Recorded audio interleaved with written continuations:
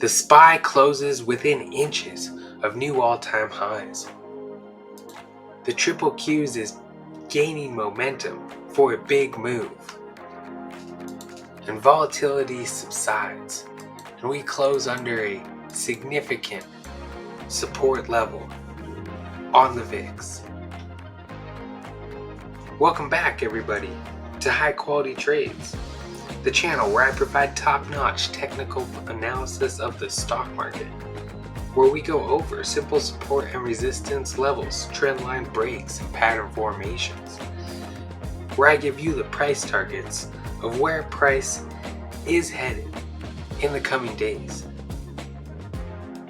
So in today's video, we will be going over the SPY, the triple Qs, the VIX, Amazon stock, JPM, Caterpillar, Berkshire Hathaway, and IBM. So let's get into it. So first up, we got the SPY on the 4-hour time frame. On Friday, August 30th, the SPY closed at 563.68. It reached a high of 564.20 and a low of 557.14. We were positive 0.95% on the day. So what is price currently doing? Well, it does look like the SPY just missed filling its gap on the 4-hour time frame. The candle that opened up this gap, the low was 564.26. With Friday's high, we only got to 564.20. So 6 cents, guys. We missed it by 6 cents. This is slightly bearish that price may fall come Monday. But it is possible, say, if we gap above and we gap and go onto new all-time highs, that would be bullish for price to get a full pattern completion of our falling broadening wedge. Remember, this pattern ultimately completes up here at 575.74. That is still where I'm looking for price to head in the coming days. But if that doesn't happen, and SPY finds resistance at this gap fill, then we will fall lower down towards support at 555.27. And if we cannot hold this 555 level, our next support level isn't until 550. If we bring up the MACD and our RSI, it is showing some bullish signals. The MACD has curled over and started creating its first green bar on the histogram. This is bullish for the next few candles to continue pushing price higher. The RSI looks to be resetting itself at the 50 level. We have gotten back above our 14-period moving average. So if we can stay above this moving average, it is possible that we continue higher on the RSI. Now if we go down into the 15-minute time frame, our 200-period moving average is moving sideways at the current moment, but price has gotten back above, which is bullish. If we can continue moving higher in the market, our moving average will start to slope up and then start acting as support for the buyers.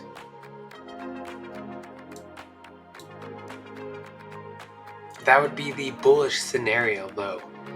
If price falls on Monday and say we get back below our 200-period moving average, then price will head towards the 55.27 level and our moving average will start to slope downwards and act as resistance. Ultimately, we'll just have to see which way the market decides to go come next week. Okay, that is it for the SPY. Let's go over the triple Qs. 4-hour time frame. So on Friday, the triple Qs managed to close above support at 473.81. We did break our downward sloping trend line, which is slightly bullish to push higher up to 484.45. If we can break above this level, then we can go try to fill this gap on the 4-hour time frame that doesn't fill until around 495.59.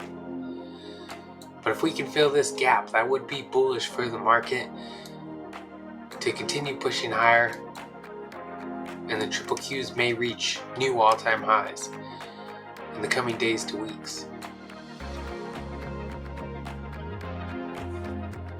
That would be the bullish scenario. But say come Monday, the triple Qs cannot stay above 473.81 and we fall lower. Well, then we'll have support here at 465.13. And if this level breaks, our next support level is 458.56.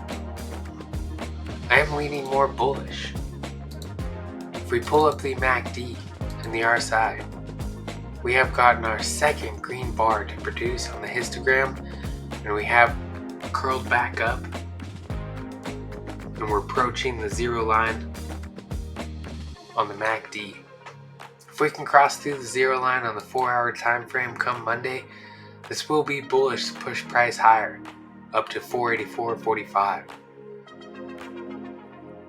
The RSI looks to have reset itself. We are back above the 14-period moving average, this white line here. If we can stay above the moving average, the RSI will continue moving higher. Going down into the 15-minute time frame, and looking at our 200-period moving average. Price has gotten above this moving average. This is slightly bullish for price to continue pushing higher. Ultimately, this moving average needs to start curling upwards and moving towards the upside direction. If we can do that, the moving average will now act as support for the buyers to continue pushing price higher.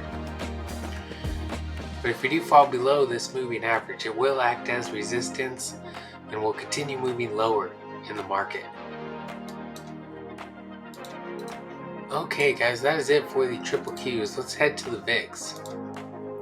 Stay here on the 15-minute time frame. So the VIX is below its 200-period moving average.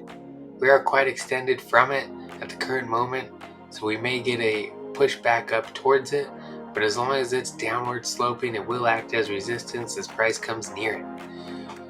I was talking about this significant support level.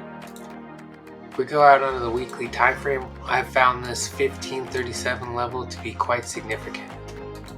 It acts as resistance and it can act as support if we are above it. But I'd say since we now have fallen below this 1537 level, it should now act as resistance. And it is possible that we fall lower come next week. So as long as we remain below the 1537 level, we will be pushing downwards towards 1396. If you remember, I was talking about what looked like a head and shoulders pattern. It did end up playing out in a very odd way. We first broke below the neckline, but it was a fake out, and we ended up turning around and pushing back higher. We filled our gap on the 15-minute time frame and then fell lower. Now it does look like we're below the neckline again. If we take the head down towards the neckline, this does signal for price to fall and fill our gap here, down here at 1360. This would be bullish for the market. If the VIX continues to fall, we would head higher. But going back out on the 4-hour time frame, if we do manage to get back above the 1537 level, that would be bearish for the market and bullish for the VIX, and we could head up towards the 1723 level. There is now a bigger gap here on the 4-hour time frame.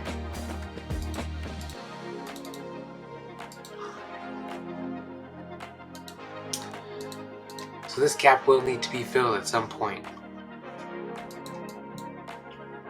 Let's just see what price decides to do come Monday.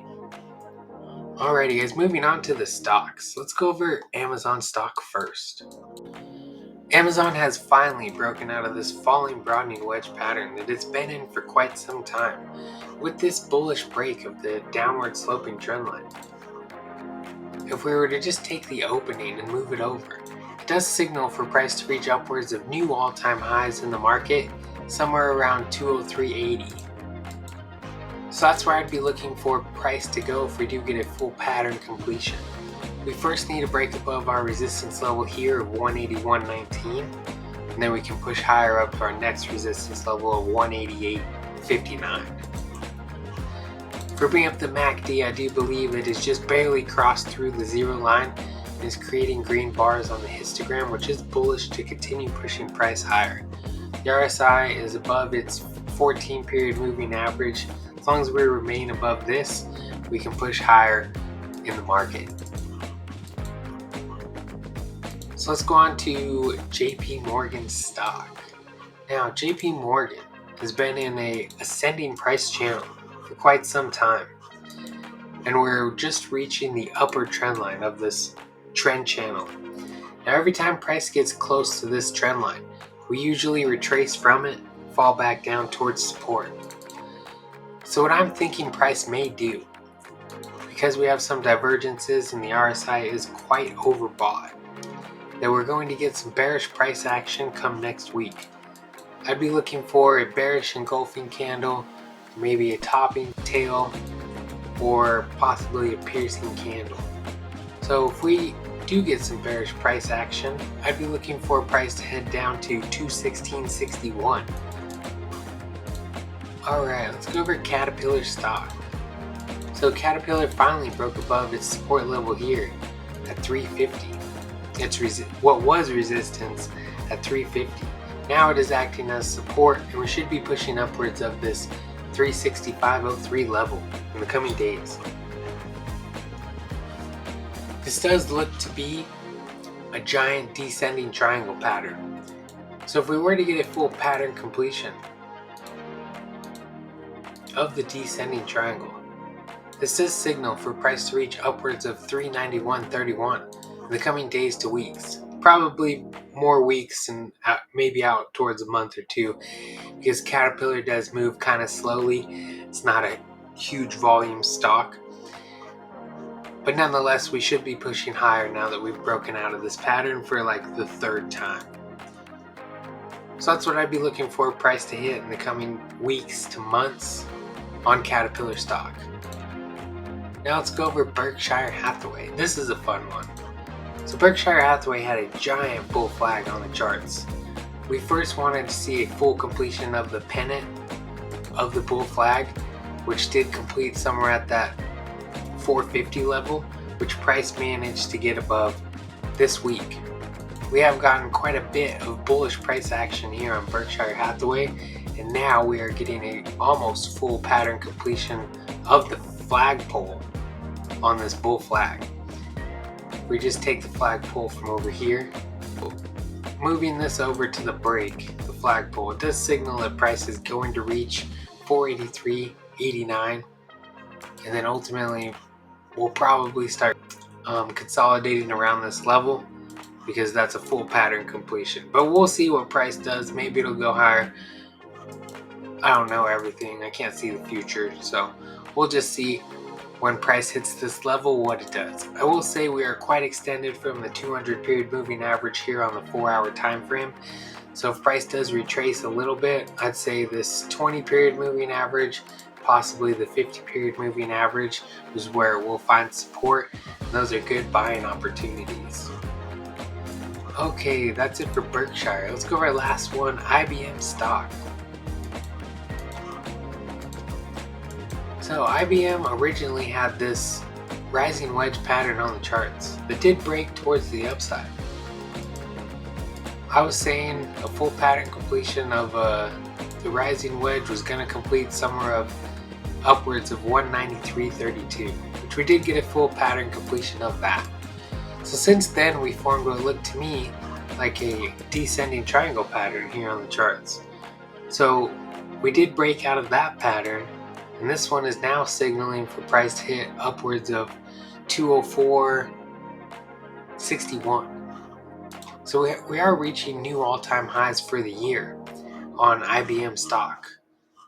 And actually, it may be all-time highs all time.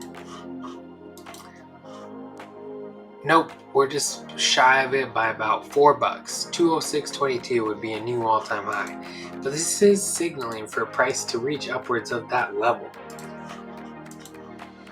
I'd say in the coming days, maybe a week or two, we should be hitting this level.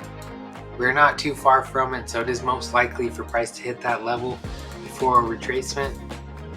But if we are just to base our technical analysis on what price is currently doing, we are quite extended from the 200 period moving average here on the 4-hour time frame, so we could fall back down towards it. If we could stay above the 20 period moving average, that would be bullish for price to continue moving higher.